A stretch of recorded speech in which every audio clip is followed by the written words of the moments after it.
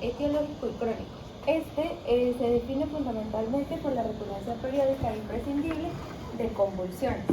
Las convulsiones son unas manifestaciones clínicas de una actividad anormal, sincronizada y excesiva de grupos neuronales. Pero ¿cuál es la diferencia entre convulsión y epilepsia? Las convulsiones son un fenómeno transitorio de hiperexcitabilidad neuronal. Estos pueden ser simplemente que un paciente tenga una convulsión durante toda su vida por carácter de fiebre, drogas o traumatismos, mientras que la epilepsia ya es un trastorno crónico caracterizado por múltiples crisis epilépticas o convulsivas.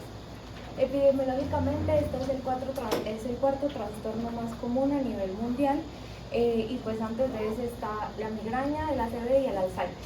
Es un trastorno que afecta aproximadamente al 1% de la población mundial y pues representa varias barreras en carácter, porque como es una interrupción de la transitoria de la conciencia, pues tiene múltiples barreras a niveles educacionales y de empleo para las personas que la padecen, porque tiene un estigma social pues mucho más alto. Pero bueno, etiológicamente las podemos dividir en dos, las sintomáticas y las idiopáticas. Las sintomáticas pues ya son consecuencias secundarias a anexas estructurales, ACV, neuroinfecciones como la meningitis, traumas o neoplasias. Mientras que la idiopática ya es netamente genética, es una herencia compleja que es poligenética y afecta la dinámica entre los canales iónicos y los receptores sinápticos. El abordaje farmacológico entre todo es netamente sintomático. En ningún momento nos va a ofrecer una cura ni nos va a prevenir el desarrollo de la enfermedad en pacientes de alto riesgo. Bueno, ahora vamos a hablar como tal ya de los fármacos, de los anticonvulsivos. Esos fármacos pues son anticonvulsivos, también llamados antiepilépticos o anti-seizure, van a, como ya lo dijo mi compañera, van a intentar prevenir que se presenten este tipo de crisis pues, convulsivas. ¿Cómo van a hacer esto? Van a actuar mediante mecanismos que van a, sobre todo lo que es liberación sináptica, neurotransmisores y canales iónicos. Ya más adelante pues vamos a profundizar más cómo es esto. Van a disminuir la excitabilidad neuronal y pues la sincronización anormal. ¿Cuáles son los objetivos? Como ya lo dijo Laura, pues, y como ya lo acabo de decir, es prevenir las crisis. Este es un tratamiento es un tratamiento crónico, ya que no va a modificar la epileptogénesis ni la enfermedad de base, sino va a intentar hacer un control de este tipo de crisis. También se usa para manejo de convulsiones agudas, o sea, del momento, y también para profilaxis de diferentes procesos que puedan agredir de cierta manera el sistema nervioso central, como es la meningitis, de pronto alguna neurocirugía, entre otros. Como ya le dije, como ya le dije Laura, es un tratamiento sintomático, más no curativo totalmente. El grupo de medicamentos también son llamados anticonvulsiales. El anticonvulsivo, antiepiléptico, son sinónimos. Y lo que dice Isabel es cierto. Realmente los anticonvulsivos, primero, pues idealmente, o el target o el grupo patológico de las personas epilepsia. La epilepsia es una enfermedad crónica, ¿sí? No tiene cura, no tiene solución, es de mantenimiento con este tipo de fármacos. Hay varios tipos de epilepsia que ya cuando vean neurología van a ver más profundidad, pero básicamente de acuerdo al tipo de epilepsia, de acuerdo al tipo de epilepsia se eligen el uso de ciertos fármacos. ¿Sí? También los anticonvulsivos a nivel de urgencias se utilizan mucho para prevenir convulsiones, ¿sí? En casos como lo mencioné muy bien, en traumas transversales. Tanto el signo que tienen urgencias, casi todos van con sí o sí de protección anticonvulsiva. Pacientes con ACV, con infecciones, neuroinfecciones también tienen alto riesgo convulsional. O sea, las convulsiones se dan básicamente en algún proceso de trauma, infección, tumores o masas lobes cerebrales, hipertensiones endocranianas y pues ya la epilepsia, que son con alteraciones en la cognición eléctrica neuronal que pueden ser hereditarias o clínicas. Bueno, los principios generales del tratamiento son 6. El primero es elegir el fármaco según el tipo de crisis o el tipo de síndrome que se esté presentando. Ya ahorita en la siguiente diapositiva vamos a hablar de los tipos de crisis para posteriormente hablar de cada medicamento. Pues esto es muy importante, ya que pues, pueden haber medicamentos que pueden tratar muy bien las crisis focales, pero pueden empeorar una crisis generalizada. Entonces es por esto que pues, se debe determinar el medicamento a usar dependiendo pues, de esto. Como siguiente principio tenemos preferir la monoterapia. ¿Por qué? ¿Qué significa monoterapia? Usar ya un solo medicamento, o sea, no estar mezclando, porque pues esto nos va a ayudar a evitar lo que son reacciones adversas o interacciones adversas o interacciones farmacológicas que pues de pronto puedan empeorar el caso. Entonces pues la titulación gradual va muy ligada a la monoterapia porque estos son medicamentos o fármacos que se debe ajustar su dosis de una manera muy progresiva, muy lenta, por lo mismo, porque pueden causar reacciones adversas bastante pues, complejas. Entonces se recomienda que pues, la dosificación sea muy gradual, sea muy pues, lenta. No suspender bruscamente, ya que pues esto puede hacer que las convulsiones se reactiven o pues vuelvan a dar más constantes y más rápido. Entonces se recomienda en caso de que pues mejoría vaya, si es el caso pues de quitar el tratamiento, vaya haciendo de manera lenta o pues así.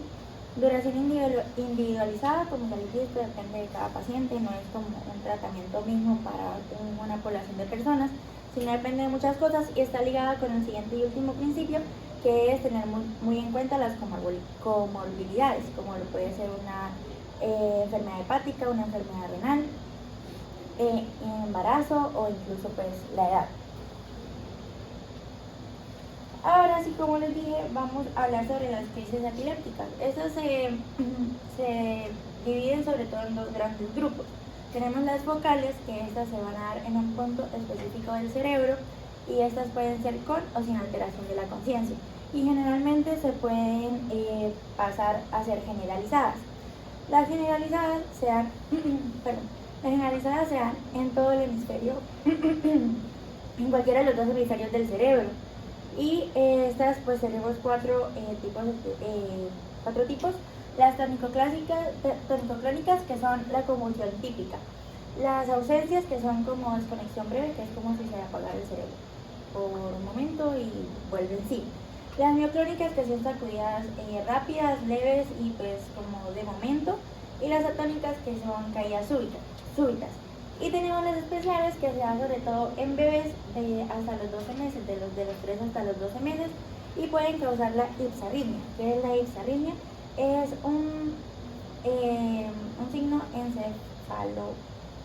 el encefalograma, el cual pues va a mostrar, o sea, un encefalograma totalmente desordenado, o sea, no tiene ondas lentas, tiene puntas, o sea, la conexión neuronal es bastante desordenada, entonces es como un punto específico.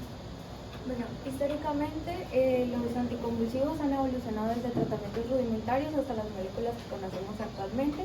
Empezaron en 1912 con el fenobarbital, el cual realizaba una sedación profunda. En 1938, conocimos la fenitoína. Aquí, pues gracias a esto cambió el paradigma y nos dimos cuenta de que no era necesario que el paciente llegara a una sedación profunda, sino que era simplemente hacer una supresión para poder controlar las convulsiones sin afectar el compromiso ni el estado de alerta. Luego en 1990, ya para la era moderna, conocimos los fármacos con diseño molecular como la gabapentina.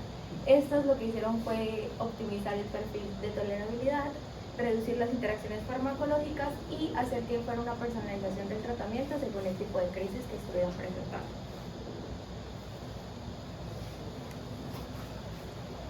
Bueno, antes de pasar con la farmacocinética es importante pues, mencionar que este tipo de fármacos se usan también en otros tipos de enfermedades, como lo puede ser la fibromialgia, que ya lo van a ver más adelante, el dolor neuropático, trastornos de bipolaridad se usan mucho, y pues En adicciones. en adicciones también en algunas. Entonces, pues, ajá. Ahora sí, con la farmacocinética, pues tenemos lo que es que en términos de absorción, los anticonvulsivos van a ser de una absorción bastante alta de tipo oral. Esta, pues principalmente se da por este tipo, ya van a ver cuando les mencionemos los fármacos, casi todos vienen en esta presentación, por no decirles que todos. Van a tener alta biodisponibilidad al momento pues, de actuar y pueden variar según formulación y sus alimentos. Cuando hablamos de la distribución, pues esta es variable en su unión a proteínas plasmáticas. Unas tienen alta unión, otras no tanto. Esto pues influye en sus interacciones farmacológicas y en su fracción libre al momento pues, de pronto causar una toxicidad o algo así. Y algunos van a atravesar fácilmente el sistema nervioso central. En el metabolismo, la gran mayoría de estos tipos de fármacos se metabolizan por el hígado gracias a la acetocromo P450 o a glucuronidación. Y su eliminación va a ser casi siempre por vía renal, sin mayores cambios. La vida media pues generalmente es prolongada. Esto quiere decir que pues al momento de dosificación no se receta más de que se tome 1 o 2 veces por día, porque pues dura bastante su efecto. Pues va a permitir concentraciones estables y pues sí va a requerir, como les dije en los principios generales, que pues se ajusten sus dosis gradualmente por todo lo que implica. Para la farmacodinamia tenemos que todos los fármacos lo que van a hacer es que van a reducir la excitabilidad neuronal, que es muy común en este tipo de crisis. Entonces vamos a tener 3 tipos de mecanismos diferentes. El primero son los bloqueos de los canales de sodio dependientes de uso. Aquí el fármaco lo que va a hacer es que se va a unir a los canales inactivados y lo que va a hacer es que cuando estén en ese estado de inactivado van a unirse, y cuando se una lo que va a hacer es que no va a permitir que la célula haga grandes disparos neuronales, sino que se mantengan a niveles normales y mucho más bajos. Aquí los fármacos que tenemos es la carbamazepina, la fenitoína, la motrigina y la lacosamida. Para el segundo mecanismo tenemos los potenciadores de las GABA. Esto se va a dividir en 3 partes. Primero, la activación directa en el receptor, que lo que va a hacer es que va a unir mucho más cloro a la neurona, hiperpolarizándola. Aquí vamos a tener 2 casos diferentes. En las benzodiazepinas lo que va a suceder es que se va a aumentar los tiempos de la apertura del canal, o sea, se va a abrir muchas más veces. Mientras que con los barbitúricos lo que va a hacer es que la neurona, cuando se hiperpolarice, va a mantener los canales abiertos durante mucho más tiempo.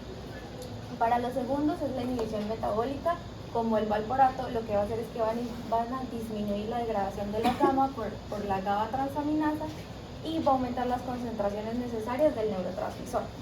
Por último, pues en esta parte vamos a tener la inhibición de la recaptación. Aquí van a actuar fármacos como la tiagabatrina, que va a bloquear el cotransportador GAT1 y va a prolongar el tiempo que va a permanecer el GABA en el espacio, en la hendidura sináptica. Y por último vamos a tener el bloqueo de los canales de calcio. Aquí van a actuar sobre todo en los de tipo T, los fármacos como la etosuximida, el ácido valpórico y la isoniazida. El mecanismo es que simplemente va a bloquear los canales de calcio, es dependiente del voltaje de las neuronas talámicas, y aquí va a reducir las corrientes de calcio a bajo umbral para que no lleguen a niveles tan altos. Aquí es un pequeño resumen de una guía farmacológica para el manejo de las crisis epilépticas. Entonces tenemos que para las crisis focales o las motoras, que son las conscientes, vamos a poder usar la carbamazepina y la oxcarbamazepina. Aquí de 400 miligramos al día para la carbamazepina, y para la ox van a ser 600 miligramos al día. Aquí son movimientos involuntarios localizados o parestesias. Para las generalizadas tónico-clónicas lo que vamos a usar es valproato y y es oxcarbamazepina, y la motrigina, que van a ser de 10 a 15 microgramos sobre kilogramo al día, y y de 50 a 100 microgramos sobre Miligramos. miligramos. Miligramos, todo eso es miligramos. Dosis en microgramos es una vaina demasiado muy baja. Dosis en microgramos vienen clonidina, vienen los vasopresores, norepinefrina, las mentiras, ese no viene digamos, también clonidina porque la presentación viene de 150 microgramos. Pero casi todos los fármacos vienen en miligramos. Pero por ejemplo, cuando uno se pone por cierta cantidad de minutos, cuando se disuelve, o sea, cuando el fármaco es disuelto, por ejemplo, en glucosa o en una otra solución, por ejemplo, ahí sí, pues yo estaba mirando y es en microgramos sobre minuto, ¿no? Siempre, por infusión siempre es miligramos. También. Siempre, claro que sí, siempre es miligramos. De pronto hay algunos medicamentos que por la cantidad de dosis 6 miligramos de lo que los que entran en cuidado intensivo intermedio, pero eso es una infusión continua, aunque casi nunca ustedes encontraron que durante el concurso de ciudadanos en infusión continua, una cosa es administrarlo en una hora, media hora y ve, pero infusión continua durante 12, 24 horas no es. Pues lo único son lo de las crónicas, cuando se tiene un estatus epiléptico es como lo único que encontramos, pero son según las fases, para una fase Ahorita inicial. las fases para allá que no se ven acá. Y por último es la mioclónicas generalizadas, que vamos a tener el valproato. Valproato. Es que están diciendo valproato. ¿Sí o no? O yo estoy diciendo mal. Es que le puse Y te estoy corrigiendo en este momento es para que cuando ya sea médico, ¿sí? Lo menciones bien, no digas mal el medicamento. valproato, Valproato. que es de 10 a 15 miligramos sobre kilogramo al día, que son breves contracciones de tipo choque en extremidades o en el cuerpo completo. Y ya para las crisis como tal, se va a manejar en una fase inicial que va a durar de 0 a 3 minutos. Vamos a administrar el lorazepam de 0.1 miligramos sobre kilogramo o diazepam de 5 a 10 miligramos. Acá en Colombia no tenemos lorazepam en su dictamen, solamente tenemos diazepam y diazolán como benzodiazepinas. Entonces ahí aplicaría el diazepam. 5 de miligramos y de infusiones Prolongadas. Para la segunda línea, que son hasta los 30 minutos, si se persiste, se va a administrar ferritina de 20 miligramos sobre kilogramo a una velocidad de 50 miligramos por minuto. Y si ya está en un estado refractario, se va a administrar fenobarbital de 20 miligramos sobre kilogramo o transferencia a uso para una anestesia general. Porque Sí, ya por son ejemplo, crisis incontrolables. Exacto. Por ejemplo, en estatus epiléptico, la persona quiere decir unos criterios importantes. Si no estoy mal, son como más de 3 convulsiones en una hora o algo así. Tiene ese dato, pero eso se llama estatus epiléptico. Y en estatus epiléptico quiere decir que no hay un periodo de posictal, que es el periodo de recuperación como del estado neurológico de la persona, de la estabilidad, sino que convulsionan, entran en estado posictal, que el ictus es convulsión, entonces posictal, y en el estado posictal la persona pues queda inconsciente, no reacciona, y ya luego el estado posictal pues viene en el estado de recuperación. Es un estado, una convulsión normal, una crisis normal. Pero hay pacientes que no se recuperan en ese estado posictal, sino que convulsionan, entran en estado posictal y ahí mismo viene otra convulsión, ya no alcanza una recuperación entre crisis y crisis, y son seguidas y eso se conoce como estatus epiléptico y hay alto riesgo de muerte si no se maneja de forma adecuada. Entonces, por ende, obviamente los medicamentos que se van a utilizar en el estatus epiléptico van a ser soluciones inyectables, vía parenteral, intravenosas preferiblemente, o por central, periférico central, normalmente periférico. Y la primera línea va a ser las benzodiazepinas, diazepam, si no mejora, fenicoína, y ya si no mejora, fenobarbital. ¿Listo? Para inducir como profundo y pasarlo a un cuidado intensivo. Anestesia general, ¿con qué?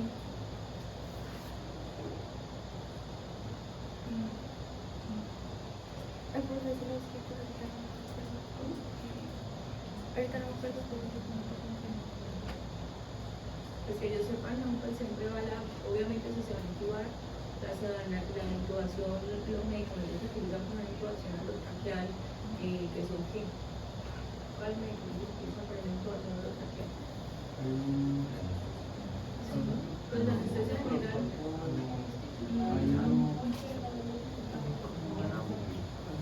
Bloqueadores neuromusculares como cuál.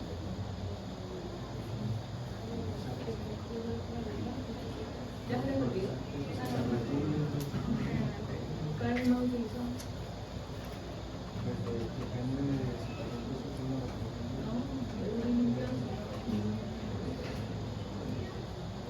Rocuronio. Rocuronio no más usado. Listo, rocuronio. ¿Qué más del relajante? ¿Qué va? No va. ¿Se les olvidó?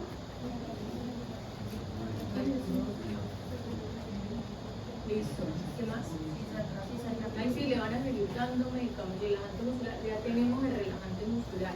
Acuérdense, paciente en secuencia de intubación rápida. Eso lo hablamos.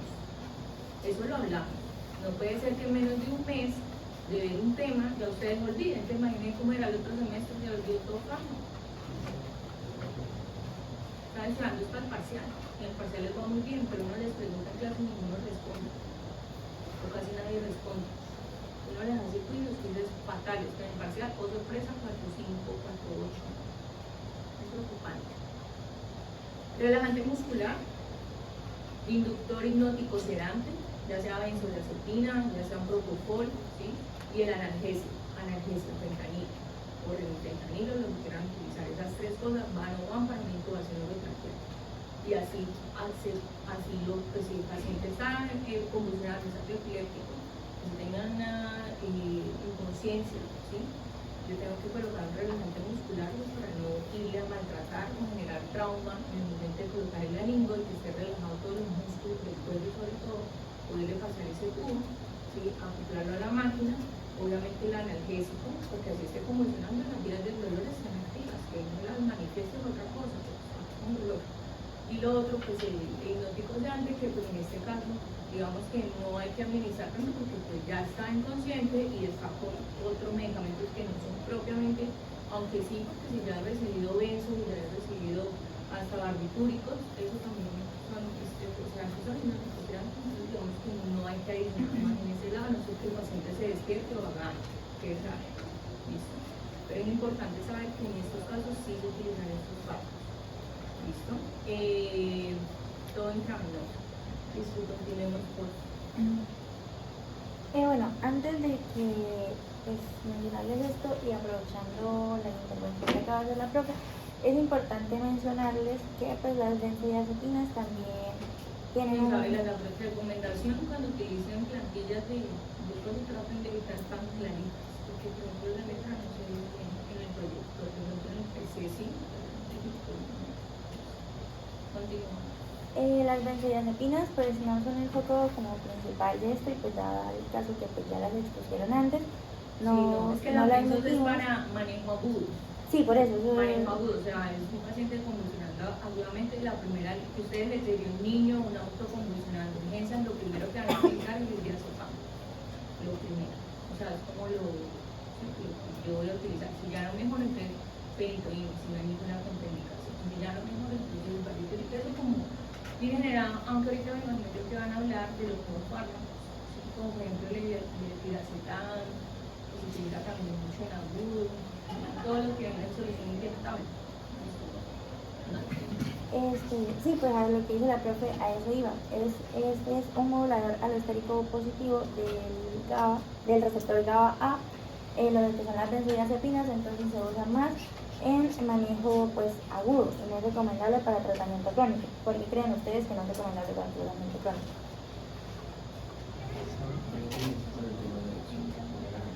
Por el tema de la tolerancia y de la sedación. Entonces es como del momento, como para calmar y ya tratamiento crónico, los que les voy a mencionar. Ahora, como anticonvulsivos vigentes en el país, pues la verdad son bastantes, pero vigentes tenemos estos 13, que pues vamos a mencionar uno por uno. Tenemos la carbamazepina, levetiracetam, pregabalina, topiramato, gabapentina, privaracetam, ácido valproico o valproato, es lo mismo. La motrigina, la cosamida, vigabatrina, fenitoína, la ergotinamida. Estos pues son los que actualmente tienen registro vigente en el país y pues se pueden comercializar, por ende se pueden usar. Bueno, ahora sí vamos a empezar a hablar sobre cada uno de los fármacos. Entonces vamos a hacerlo por grupos. Tenemos primero los bloqueadores de canales de sodio dependientes de voltaje o uso dependientes, que pues ya mi compañera les mencionó de cómo se trabaja este mecanismo. Como primero tenemos la fenitoína. La fenitoína es uno de los anticonvulsivos pues más clásicos y pues fue un hito porque permitió controlar crisis sin la sedación de los barbitúricos. Este pues tiene una absorción variable, es influida sobre todo por alimentos y antiácidos y tiene un metabolismo hepático saturable. ¿A qué hago referencia con un metabolismo hepático saturable? Cuando se va a dosificar este medicamento debe tenerse mucho cuidado al momento de subir dosis porque pues su unión a las proteínas es muy alta. Es muy alta, entonces esta pues va a hacer que se pueda tiene una unión a proteínas del 90%, es bastante alta, entonces cuando si de pronto hay una disminución de la albúmina o de alguna proteína o algo así, sobre todo pues según la albúmina, por eso les doy este ejemplo, entonces puede aumentar su fracción libre y puede causar toxicidad. Entonces a eso hago referencia con metabolismo hepático saturable. Su farmacodinámica, pues como ya le dije, bloqueo de canales de sodio, lo que va a disminuir las descargas repetitivas neuronales. En presentaciones farmacéuticas tenemos esas 4 en el país, lo que son tabletas, están en orden, tabletas, cápsulas de liberación prolongada, solución oral y solución inyectable que viene fenitoína o también llamada fenitoína sódica. Bueno, te voy a mencionar. En su metabolismo, este se da sobre todo por la CYP129 y la CYP1219. Estas, pues, como ya les dije, va a hacer que su metabolismo sea pues, saturado. Ahora sí, en sus indicaciones, esta está indicada sobre todo para las crisis focales y crisis tónico-crónicas. Y pues también un manejo más o menos agudo del estado epiléptico. En dosis, pues, en adultos suele iniciarse en 300 miligramos al día y pues como ya les he dicho toda la exposición, las dosis son súper ajustables dependiendo de la persona, dependiendo del contexto, dependiendo de todo. Se puede llegar hasta 600 miligramos al día. Antes de pues, seguir voy a mencionarles en algunos, realmente encontrar dosis iniciales son muy complicados. Entonces en muchos van a encontrar como que la dosis depende. Bueno, como contraindicaciones y precauciones tenemos discrasias sanguíneas, riesgo teratogénico y la hipoalbuminemia. Pues ya les mencioné porque lo de la hipoalbuminemia puede causar toxicidad. Efectos secundarios y reacciones adversas tenemos somnolencia, mareo, ataxia, hiperplasia gingival y hirsutismo. ¿Alguno sabe qué es el hirsutismo?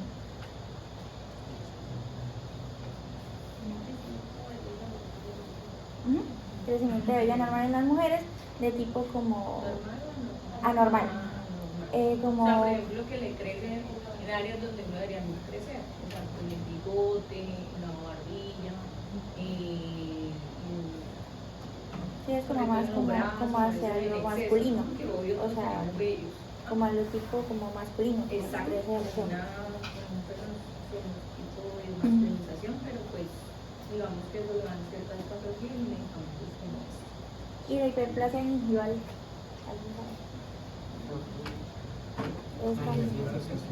dime.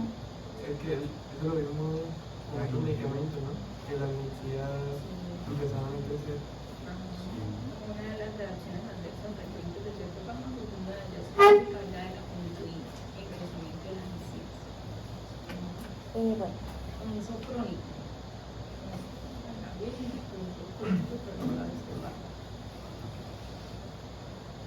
Bueno, pues este medicamento a dosis altas puede causar una toxicidad bastante importante, entonces es uno de los que más toca pues, tener cuidado. Bueno, y las interacciones farmacológicas, pues es un importante inductor enzimático, puede disminuir niveles de fármacos como anticonceptivos orales o incluso anticoagulantes. Y pues si de pronto tiene interacción con el valproato, que lo vamos a ver también más adelante, el ácido valproico, puede aumentar su fracción libre. Ahora conseguimos con la carbamazepina. La carbamazepina es uno de los fármacos más utilizados, sobre todo en crisis focales. Es considerada pues un prototipo de bloqueador de canales de sodio también inactivado. Pues su absorción, al contrario de la fentanila, es un poco más lenta e irregular. Esta pues puede mejorar con medicamentos, con alimentos o con formulaciones. Tiene un metabolismo hepático, tiene una autoinducción enzimática. ¿Qué significa que tenga esto? Que pues al principio la dosis, o pues qué significa que sea autoinductora, que al principio pues la dosis puede tener una vida media como de alrededor de unas 36 horas y consecuentemente va pasando los días, va pasando el tratamiento, esta vida media se disminuye, puede llegar a ser 8 a 12 horas. Entonces, al principio del tratamiento es muy importante ir reajustando dosis, siempre, como ya les he dicho, de manera lenta. Esto es muy importante porque, En presentaciones farmacéuticas, pues su farmacodinámica es la misma, bloquea canales de sodio dependientes de voltaje, va a disminuir la excitabilidad neuronal. Para presentaciones farmacéuticas, como les dije, tabletas de liberación prolongada y suspensión oral.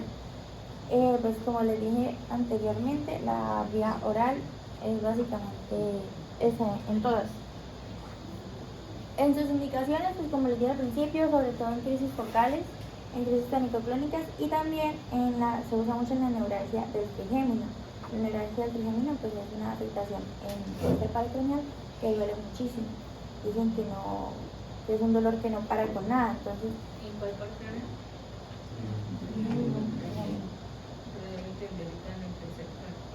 No, en el trigémino. ¿Qué parte craneal es el trigémino? Ya no lo tenía claro. Yo en el tercer par craneal, el trigémino. El trigémino es el quinto par craneal, listo. Y si tuviera demasiado dolor a nivel facial. Y pues como el tipo de la migraña, pues hablar de migraña. Bueno, yo estoy seguro que la migraña empieza justamente con ese dolor afectando ese par craneal. Bueno, en dosis pues tiene un mantenimiento habitual de 800 a 1200 miligramos al día y un rango terapéutico usual de 4 a 8 microgramos por mililitro. Aunque pues es un rango terapéutico. El rango terapéutico es de 4 a 8 microgramos por mililitro. Pero en sangre. Sí, eso es más ya... Sí, porque normalmente pues, los niveles de medicamentos. Pero la dosis como tal es de 800 a 1200 miligramos al día. ¿Y las tabletas de qué porcentaje conviene? Pues las encontramos acá. Vienen 400 miligramos y esta es 200. Sí, las tabletas no vienen de 200 y de 400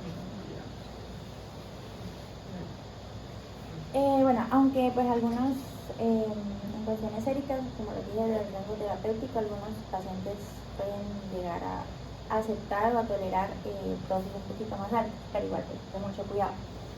Este debe usarse con cuidado en pacientes con discrasis sanguíneos, vigilancia con hiponatremia, cuando se presenta hiponatremia, y puede generar reacciones cutáneas graves, como puede ser el síndrome de Stevens-Johnson.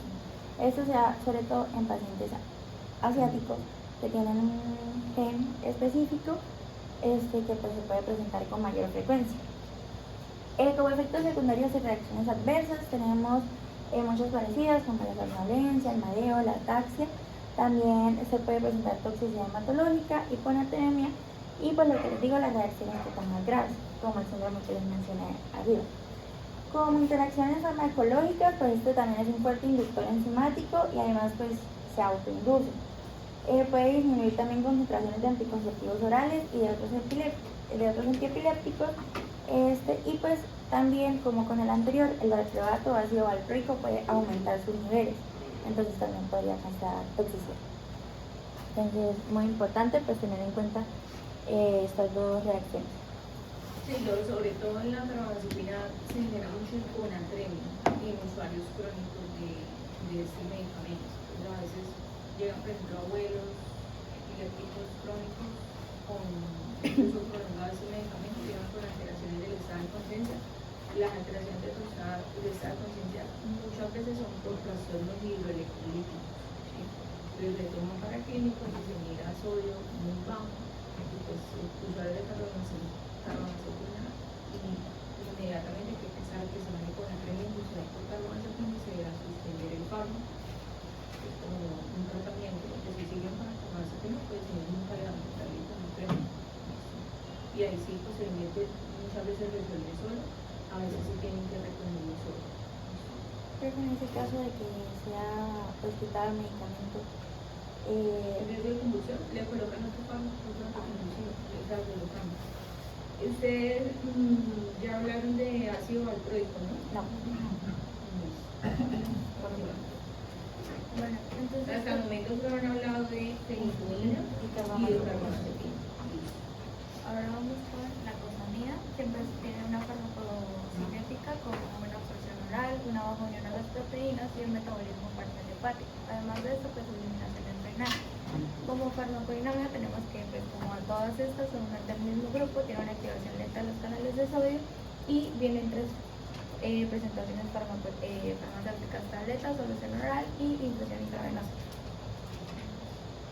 Las indicaciones se usan más que todo para crisis focales y se usa como un coayudante. Su dosis es una dosis inicial de 50 miligramos cada 12 horas aproximadamente, pero como mi compañero les mencionó, todas las dosis dependen mucho de las comorbilidades y de lo que tenga el paciente.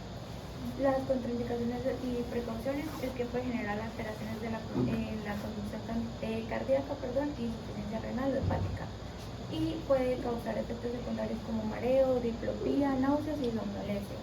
Y las interacciones farmacológicas son muy graves, pero hay que vigilarla cuando se combina con otros antiepilépticos porque puede aumentar el riesgo de mareo, diplopía y náuseas y pues somnolencia.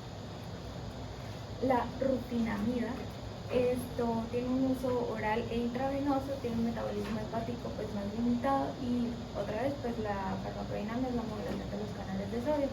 La presentación en la única que se consigue es en tabletas. La indicación es para el lenotazol, que es una epilepsia infantil grave y también se usa como coayudante. Las dosis es una dosis inicial de 400 a 800 miligramos al día y las contraindicaciones es que pueden padecer hepatopatías y también la politerapia. Hay efectos secundarios como somnolencia, náuseas y fatiga. Estos se repiten en la mayoría de medicamentos. Y las interacciones farmacológicas son que con los inductores lo que va a hacer es que va a disminuir los niveles y va a disminuir su eficacia, mientras que con los inhibidores lo que va a hacer es que se van a aumentar los niveles y va a aumentar la toxicidad. Bueno, ahora vamos a continuar con el siguiente grupo, que es los potenciadores o inhibidores de la neurotransmisión GABAérgica. Tenemos pues como primero el ácido valproico, o como ya les dije, valproato, es lo mismo, es el mismo medicamento, diferente nombre. ¿Y el ácido valproico cuántos mecanismos de acción tiene? Tiene varios, porque pues digo, su mecanismo como exacto no está totalmente definido, pero se sabe que pues se sabe que aumenta la inhibición GABAérgica, también reduce la excitabilidad neuronal y puede actuar sobre canales de sodio y de calcio tipo T. Entonces por esto que se usa para diferentes tipos de crisis, pues, por lo mismo, por sus diferentes mecanismos de acción. Este se absorbe bien pues por vía oral, es una absorción rápida, casi que completa, tiene una disponibilidad alta y generalmente mayor del 80%. Este se une intensamente a proteínas plasmáticas, alrededor del 90%, entonces pues sus niveles de unión son bastante altos, pues también tiene un metabolismo hepático pues saturable, por lo que se une bastante a las proteínas. Y pues pasa lo mismo que pasa con la fenitoína, al aumentar de pronto sus dosis, estas pues pueden causar toxicidad, entonces también es un fármaco de mucho cuidado.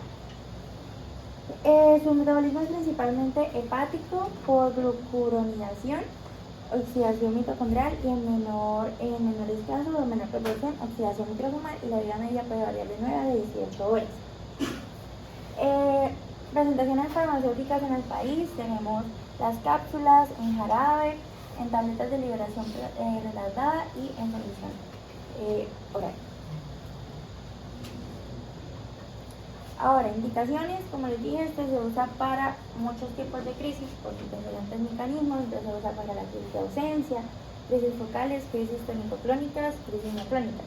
¿Se acuerdan qué son las crisis mioclónicas? Sí, básicamente hay como movimientos simultáneos, pero focalizados. Generales.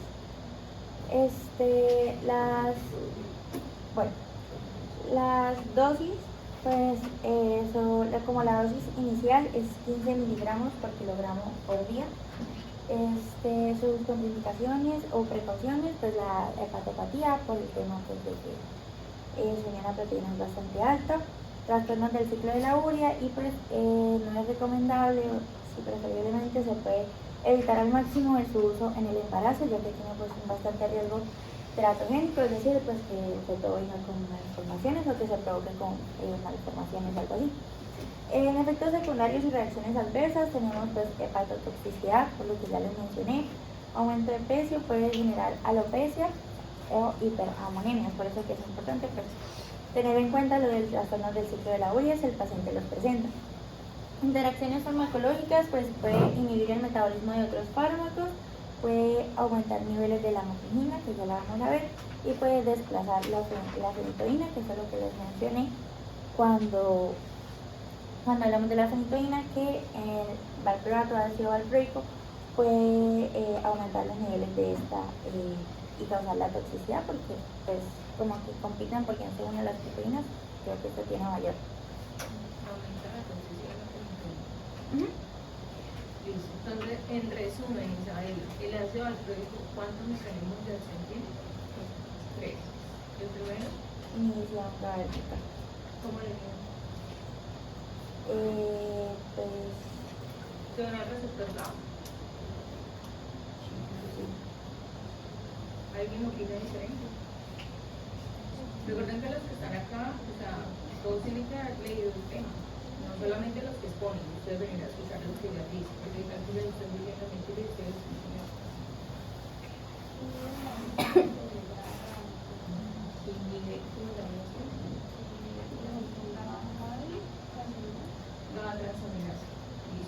Entonces, no son GABAérgicos directamente, sí tienen que ver con GABA, pero no inhiben el receptor GABA, como si lo hacen algunos otros medicamentos, que lo que hace es inhibir la enzima que degrada el neurotransmisor GABA, porque el receptor GABA y el neurotransmisor GABA. Entonces, si se bloquea la enzima, es como cuando había otros fármacos que bloquean la acetilcolinesterasa, que era otra enzima que degrada la acetilcolina.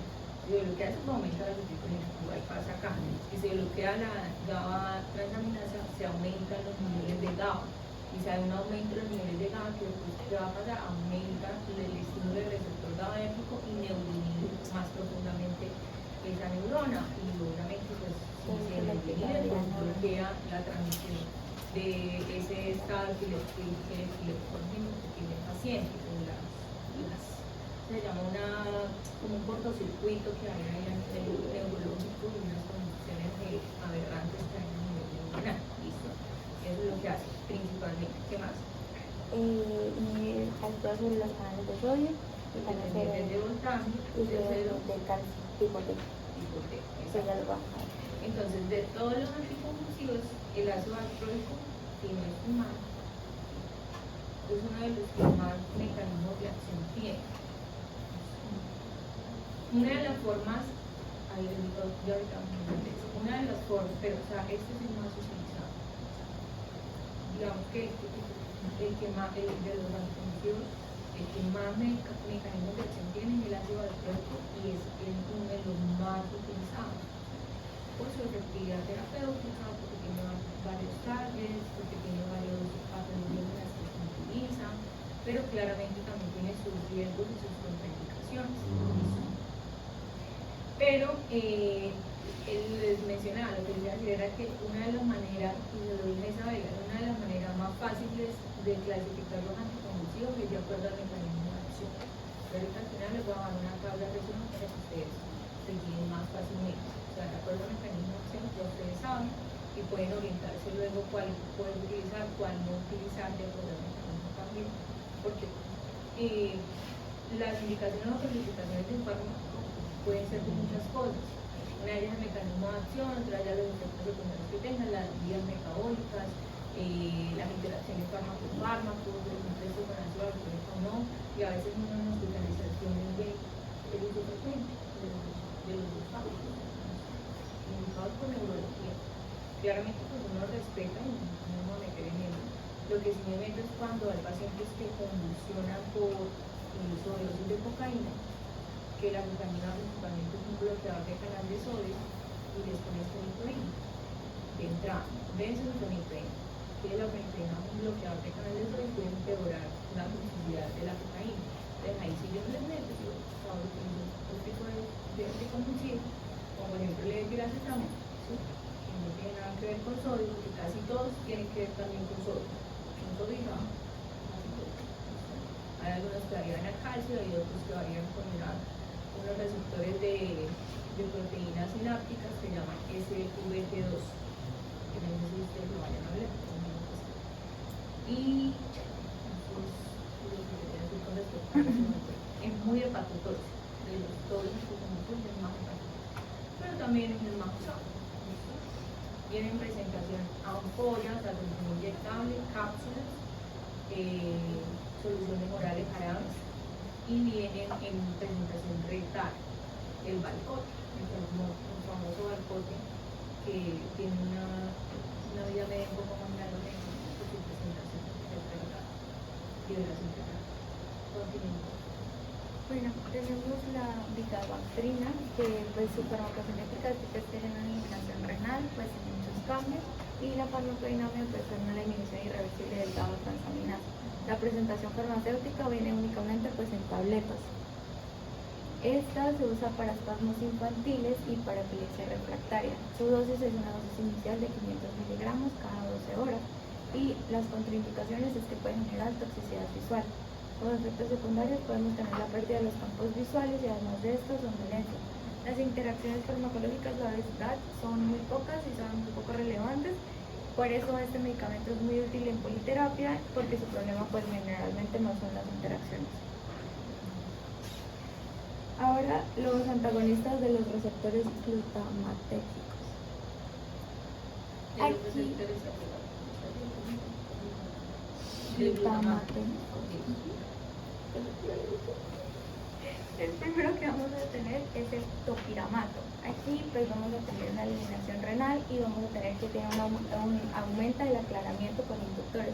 O sea que el fármaco se va a eliminar mucho más rápido de lo normal. La farmacodinomia tiene tres diferentes, tiene un bloqueo de sodio, también potencia GABA, y modula el glutamato. La presentación farmacéutica viene únicamente en tabletas. Las indicaciones son las epilepsias focales y generalizadas, también se usa para profilaxis de migraña. Su dosis inicial es de 25 a 50 miligramos y como contraindicaciones tenemos que puede producir litiasis renal, que son cálculos y alteraciones cognitivas. Como efectos secundarios tenemos que podemos padecer parestesias, pérdida de peso y somnolencia. La interacción farmacológica más importante es que puede verse disminuido por las carbamazepina y la fenitoína. Aquí van a disminuir sus niveles y va obviamente a disminuir el efecto anticonvulsivo, haciendo que tengamos que aumentar las dosis iniciales. El perampanel tiene una farmacología. Todos los que están teniendo. Esto tiene una absorción oral, un metabolismo hepático y una eliminación mucho más lenta. Su farmacodinámica es como un antagonista de las AMPA y la presentación farmacéutica viene únicamente en tabletas. Aquí se usa para crisis focales, crisis tónico-clónicas y también se usa como coadyuvante. Su dosis inicial es de 2 miligramos y como contraindicaciones y precauciones tenemos las alteraciones psiquiátricas y que se debe hacer una titulación gradual sí o sí. Para efectos secundarios tenemos mareo, agresividad y somnolencia. Cuando hablamos de las interacciones farmacológicas tenemos que si se une con los depresores del sistema nervioso central va a aumentar la sedación y va a aumentar el riesgo de depresión respiratoria. Y con los inductores enzimáticos se va a disminuir los niveles de perampanel y va a disminuir obviamente su eficacia. Ahora vamos a hablar de los ligandos a la subunidad alfa-delta de los canales de calcio de alto voltaje. Entonces vamos a empezar a hablar sobre la gabapentina. Esta tiene una farmacocinética con una función satural intestinal, una baja unión a las proteínas, no tiene un metabolismo significativo y tiene una eliminación renal sin cambio. Como farmacodinámica, esta se une a la subunidad alfa-2-delta de los canales de calcio dependientes de voltaje y disminuye la liberación de neurotransmisores excitadores como glutamato, sustancia P y la adrenalina.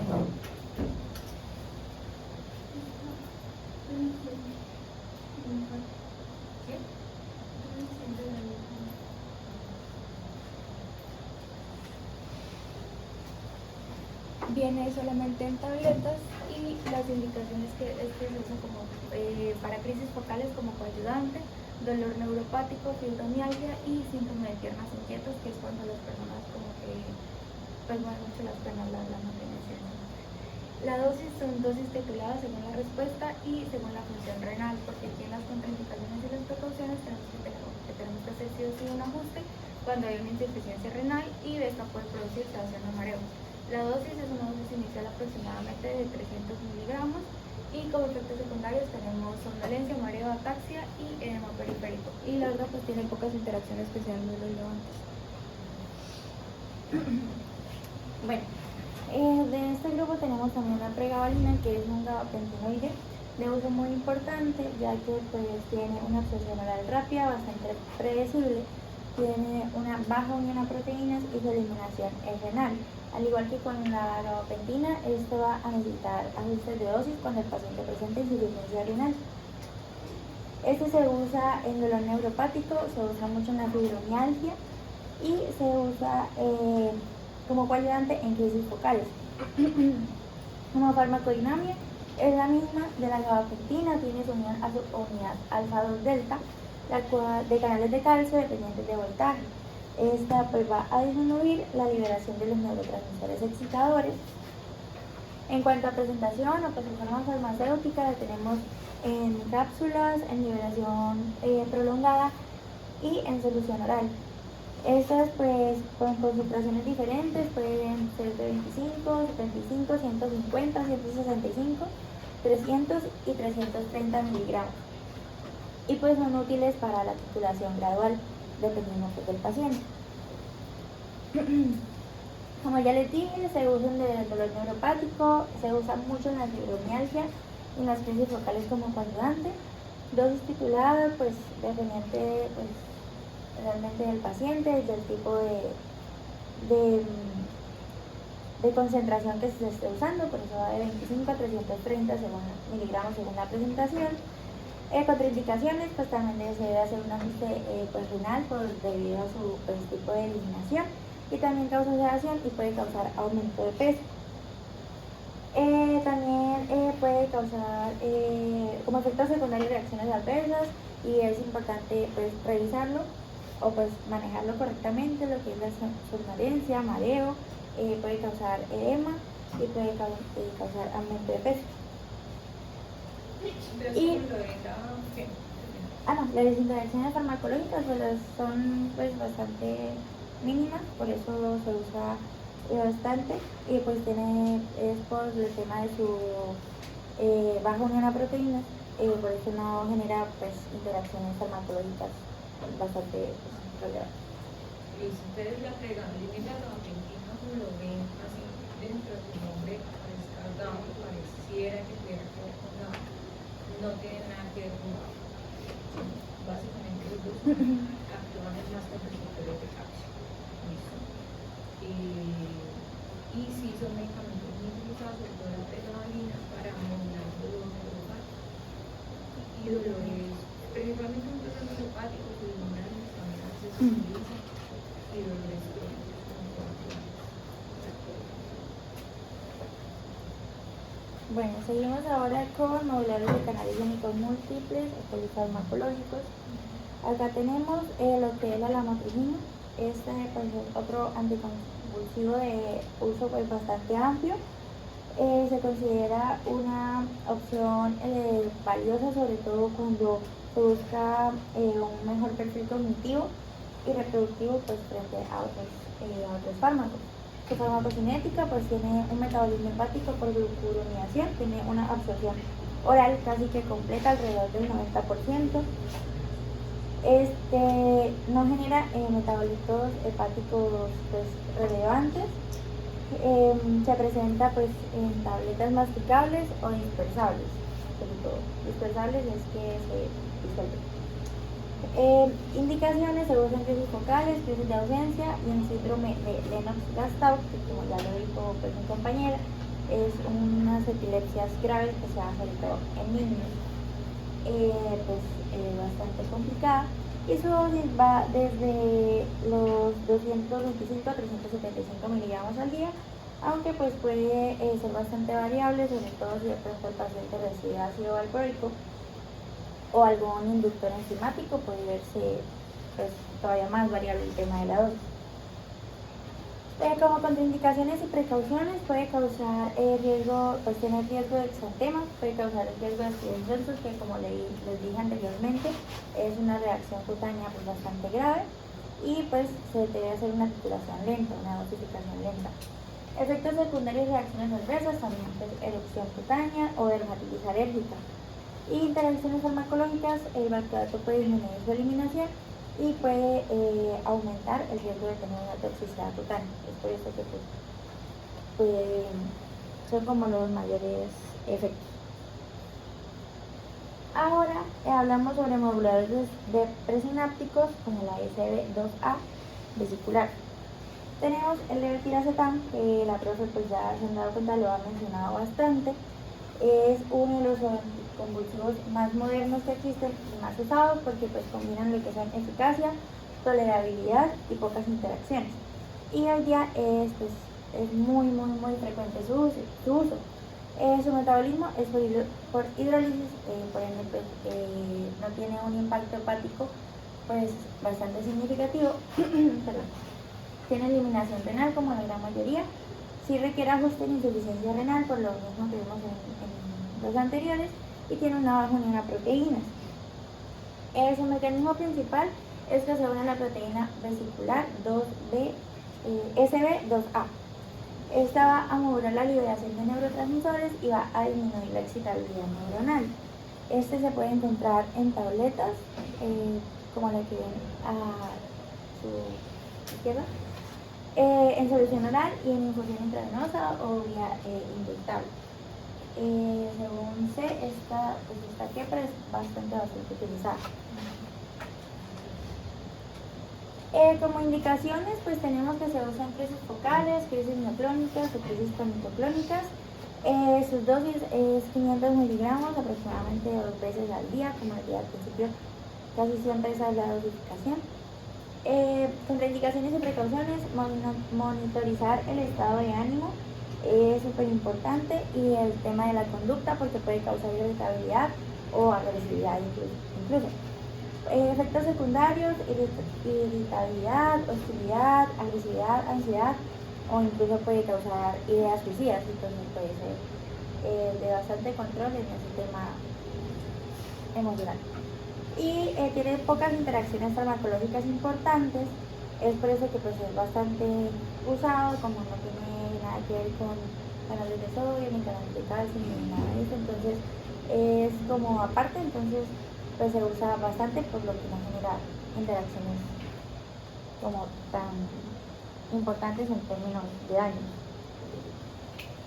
Y por último tenemos el Rivaroxaban, que lo que tiene es una farmacocinética con una buena absorción oral, un metabolismo hepático y una más unión a las proteínas. La farmacodinámica, como mi compañera lo mencionó, tiene una alta afinidad por las SB2A. La presentación farmacéutica son tabletas, soluciones orales y soluciones intravenosas. Aquí se usa para crisis focales y se usa como coayudante. Su dosis es de 50 miligramos cada 12 horas y como contraindicaciones tenemos que puede generar trastornos psiquiátricos y hepatopatías. Los efectos secundarios son somnolencia, mareo y irritabilidad. Y como interacción farmacológica tenemos que vigilarlo con sedantes, como en la anterior que les mencioné. Estas pueden aumentar la somnolencia y aumentar las posibilidades de una depresión respiratoria. Bueno, aquí tenemos acá como una pequeña infografía, como más o menos en qué orden se usan los medicamentos que les acabamos de mencionar. Entonces, como primera línea se utiliza la fenitoína, la carbamazepina y el ácido valproico. Son como los más para tratar la primera línea en crisis focales o tonicoclásicas generalizadas. Segunda línea tenemos la lamotrigina, la levetiracetam, topiramato, gabapentina y pregabalina, ya más para crisis refractarias, mioclónicas o ayudantes. Tenemos como tercera línea la glucosamida, rufinamida, gabatrina, brivaracetam y el terampanel para crisis más complejas o el síndrome de Lennox-Gastaut o crisis persistentes. Y como ayudantes, tenemos la acetazolamida, el sulfato de magnesio, que pues no se los mencionamos porque son más como para... sí se usan, pero en otros contextos, como por ejemplo en convulsiones por eclampsia, en el caso del sulfato de magnesio, o por estados de peligro. Como notas... ¿Qué es la eclampsia? Es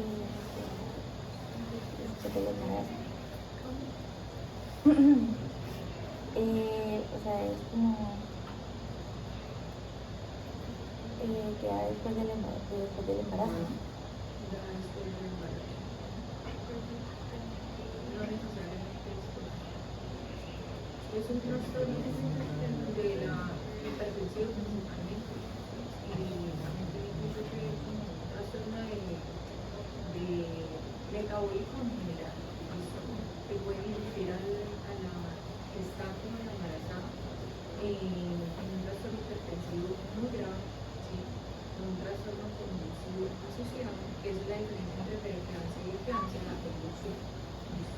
Y un trastorno renal secundario por estos dependiendo de su patología, con proteinuria y con alto riesgo de muerte materno y fetal también.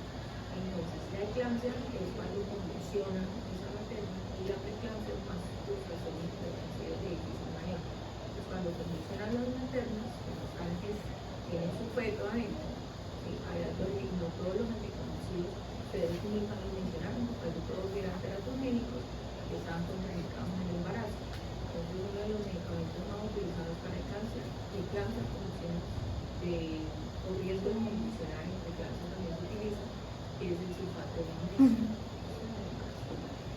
Dígame, Entonces, la falla renal es secundaria al problema de hipertensión. Y pues tanto la acetazolamida como el sulfato de magnesio, los dos también tienen registro el inicio típico, pues monoterapia con ya sea fenitoína, carbamazepina o ácido valproico, dependiendo del tipo de crisis. Pues si falla, pues se puede ya combinar otros, pero como les dije al principio, se prefiere la monoterapia, pero también pues se pueden combinar llegado el caso de que sea absolutamente necesario. Y como precauciones, evitar el valproato en mujeres fértiles o embarazadas y la gabatrina porque puede causar pues la diplopía. Entonces, pues puede afectar la visión. Y bueno, estos son algunos efectos secundarios, pero pues ya más generalizados, ya no estamos pues hablando de medicamento por medicamento, y pues ya de manera general tenemos que son los generales del sistema nervioso central, que como nos dimos cuenta, la mayoría puede producir somnolencia, mareos, ataxia, fatiga, y pues esto va a ser inicialmente en el inicio de las dosis o cuando sean dosis muy altas. También vamos a, como la profesora mencionó, son teratogénicos, pueden generar malformaciones en el embarazo, Reacciones cutáneas pueden tener una alta incidencia en la dermatitis alérgica, pudiendo evolucionar con síndrome de Stevens-Johnson, especialmente si se aumentan la dosis rápidamente o se combina con el valproato. También tenemos las alteraciones del comportamiento, que como sabemos y lo mencionamos, pueden llegar a estar asociados con hostilidad, agresividad, ansiedad e incluso ideas suicidas. La hiperplasia gingival, que es un efecto característico del uso crónico de la fenitoína, y por último tenemos la hepatotoxicidad y la hematología. El valproato, aparte de todo, puede causar hepatitis, que esto es raro, pero pues también puede ser muy grave, el aumento de peso y la pérdida del cabello. Las carbamazepinas requieren y la fenitoína también requieren un monitoreo de las células sanguíneas, ya que puede llegar a producir anemia plasma. Y ya, eso es todo. Muchas gracias. Y nosotras, les trajimos un juego para el que quiera participar del premio. Les vamos a